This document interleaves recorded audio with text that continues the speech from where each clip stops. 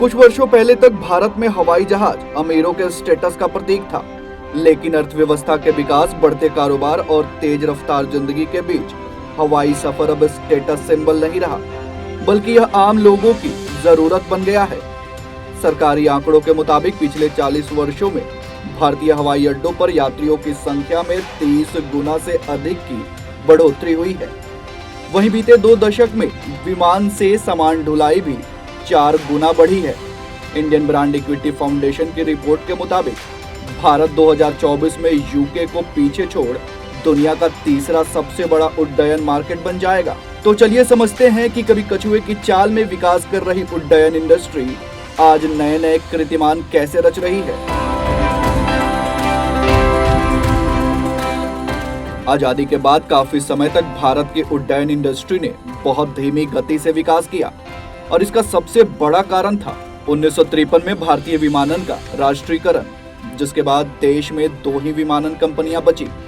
एक Indian airlines जो घरेलू सेवा के लिए थी और दूसरी एयर इंडिया जो अंतर्राष्ट्रीय सेवा देती थी।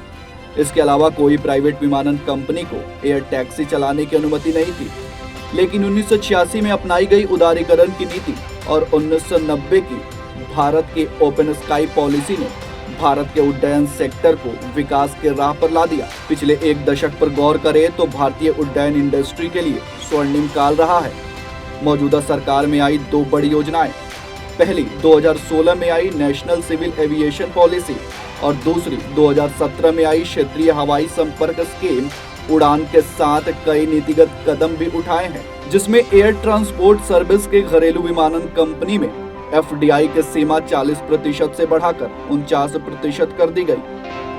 NRI के लिए यह सीमा 100% है और 5 साल के अनुभव के साथ 20 से अधिक एयरक्राफ्ट वाली कंपनियों को विदेशी फ्लाइट चलाने की अनुमति भी इससे नीतिगत कदम का नतीजा है।